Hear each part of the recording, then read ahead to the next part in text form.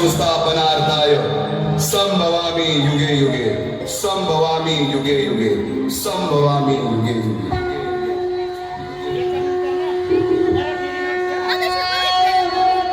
जेव्हा जेव्हा धर्मावर ग्लानी येईल, जेव्हा जेव्हा अधर्म वाढेल, तेव्हा तेव्हा सज्जनांच्या रक्षणासाठी, दुष्टांच्या संहारासाठी, धर्माची स्थापना करण्यासाठी मी युगानुयुगे जन्म घेईन. अशीच काहीशी परिस्थिती जेव्हा या महाराष्ट्रात निर्माण झाली.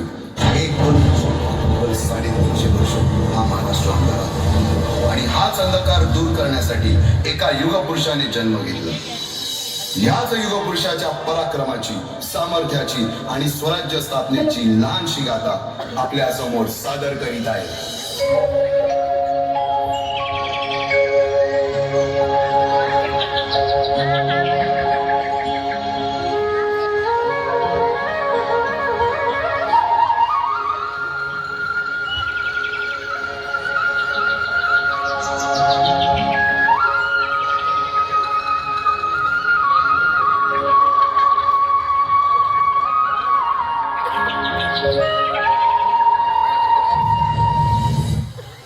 महाराष्ट्राचा सुखाने नांदत असताना एक दुष्ट कालयवनाची वक्रदृष्टी महाराष्ट्रावर. महाराष्ट्र परकीय स्वारांच्या काचेखाली भरडला जातो. अपहरण, अपमान, जुलूम, जबरदस्ती, अन्याय, अत्याचार, मंदिरांची तोडफोड, स्त्रियांची, धनधान्यांची लुटालूट थांबत नव्हती. जेव्हा आपल्याच घरात गोठ्यातली गाय आणि घरातील माय असुरक्षित होते, तेव्हा घरातलाच अंधकार मनात घर करून बसतो. अशा वेळी साधू, संत, लहान, थोर, लेकी, बाई अवघा महाराष्ट्र देवाला गाराणं घालतोय. अरे जेजुरीच्या खंडोबा, पंढरपूरच्या खंडोबा, तुळजापूरच्या भवानी आई, दारुगड, दारुगड आई, दारुगड.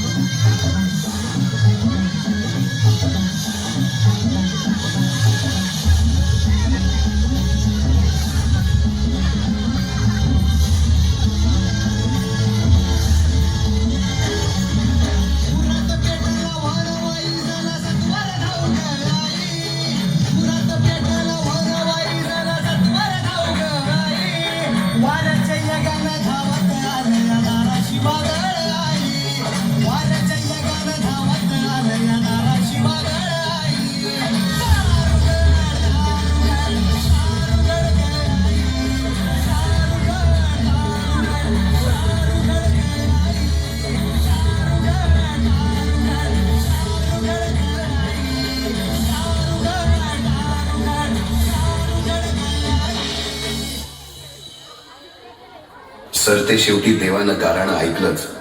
शालिवन शके 1551 शुक्ल नाम संवत्सर, उत्तरायण शिशिर ऋतू, फाल्गुन वद्य तृतीयेला सायंकाळी शुभ लग्न उदित असता कलियुगातील नरसिंहाचा, ग्रहमंडलातील सूर्याचा, नक्षत्रातील ध्रुवाचा, या सम छत्रपती शिवरायांचा शिवनेरीवर जन्म झाला.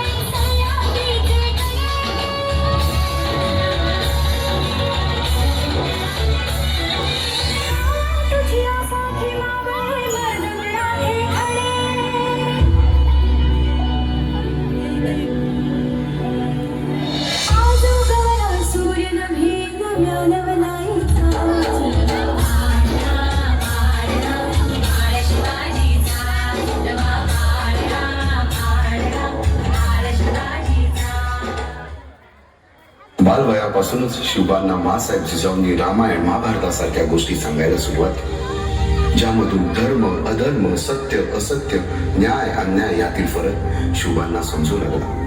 तसेच शस्त्रास्त्र व शास्त्र या शिक्षणासाठी शहाजी राजांनी अनेक कर्तबगार माणसे नेमली, जसे की दादोजी कोंडदेव, बाळकृष्ण पंत, रघुनाथ पंत, शामराज पंत अशा अनेक कर्तबगार माणसांच्या नेतृत्वाखाली महाराज बालवयापासूनच घडू लागले.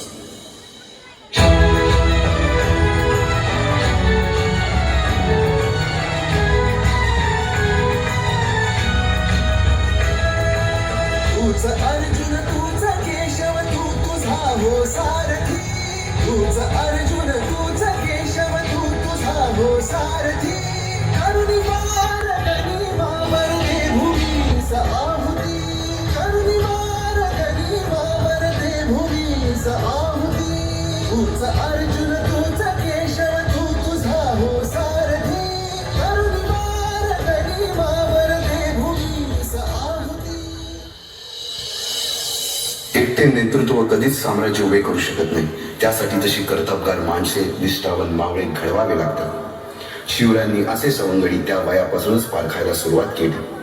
तानाजी मालुसरे, सूर्याजी मालुसरे, यसाजी कंक, सूर्याजी काकडे, बाजी जेदे आणि अशा अनेक सवंगड्यासमोर शिवबांनी शपथ घेतली स्वराज्याची, शपथ घेतली स्वराज्याच्या बांधणीची.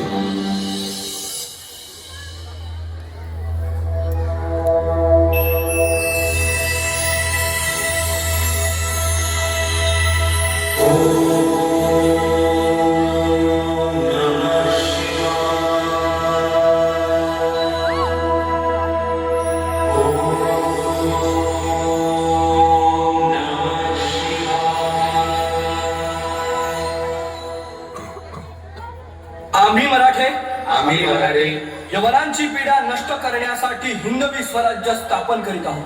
यवनांची पीडा नष्ट करण्यासाठी हिंदवी स्वराज्य स्थापन करीत आहोत. राष्ट्रभावनेने संघटन करून देशावरील परकीयांचे आक्रमण नष्ट करीत आहोत. देशावरील परकीयांचे आक्रमण नष्ट करीत आहोत. स्वकीय व परकीय शत्रूंचे उच्चाटन करण्यासाठी उच्चाटन करण्यासाठी स्वराज्य स्थापन करीत आहोत.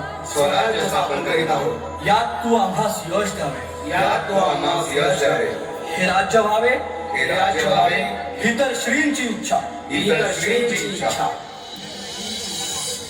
रायरेश्वरासमोर शपथ घेतली आणि स्वराज्याची गोडदोड सुरू झाली. तोरणा किल्ला घेऊन स्वराज्याचे तोरण बांधले. पुढे मुरुंब देवाचा डोंगर, कुवारी गड, सुभान मंगल, कोंडाणा, शिरवळचा किल्ला, पुरंदर आणि 12 मावळ स्वतंत्र झाला. पुढे राजांनी पराक्रमाने जावळी देखील घेतली. परंतु त्यानंतर स्वराज्यावर ओढवले भले मोठे संकट. ते संकट म्हणजे अफजल खान.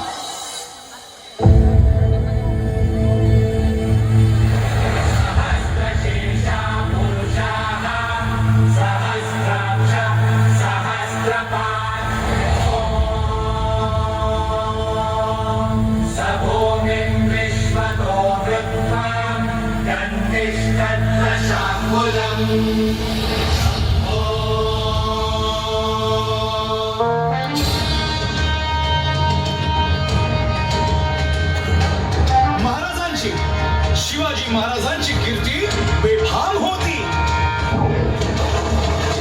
महाराजांची कीर्ती बेफाम, भाल्या भाल्यानं फुटला घाम. याला कोण घालील यस्सेने दरबारी पुस्ती बेगम. बडी बेगम म्हणजे अली आदिल शहाची आई बर का. नजरेत तिच्या अंगार दरबार झाला गपगार. कुणी घेईना पुढाकार, साऱ्यांनीच मानली हार. इतक्यात अचानक एक सरदार उठला, बोलला, हम लाएंगे शिवाजी को. आणि त्यानं विडा उचलला. नवतेचं अफजल खाने, या नवतेचं अफजल खाने. जिथं जागता जणू सैताने. कान बोलला छाती ठोकून, शिव बोला टाकतो चिरडीनं.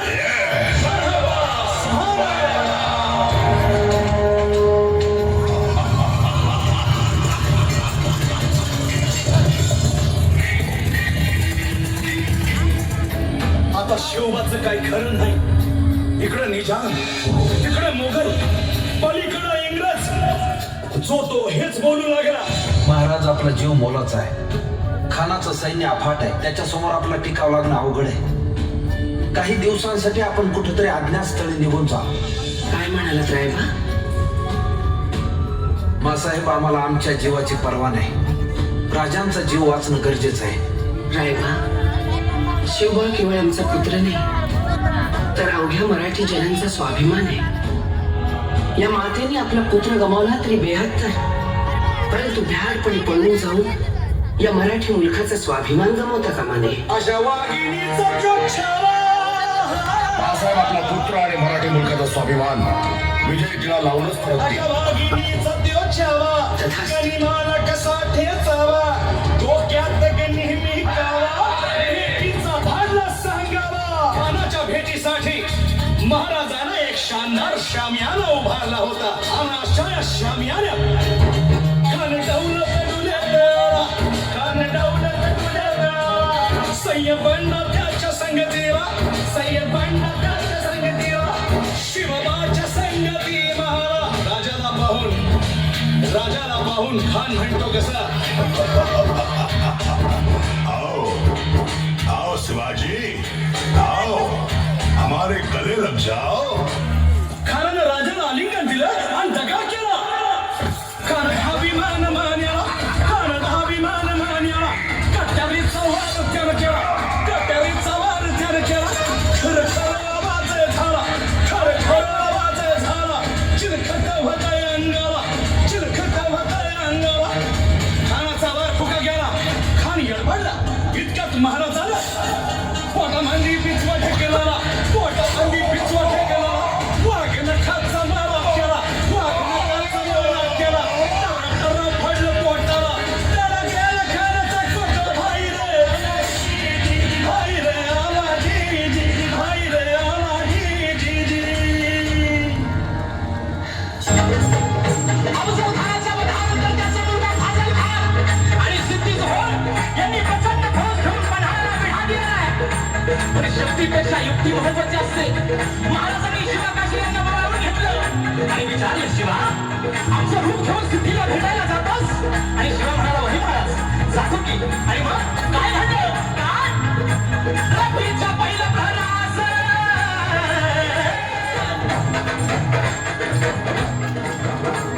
रात्रीच्या पहिल्या प्रहरास दाचा सुमारास पेढा उतरल्यास शिवबा पालखीत बाजी संधी. पावसानं ओली झाली धरती, रात अंधारी मावळत चालती. दुसऱ्या पालखीत शिवा काशीत मोठ्या रूपात चालला दादा.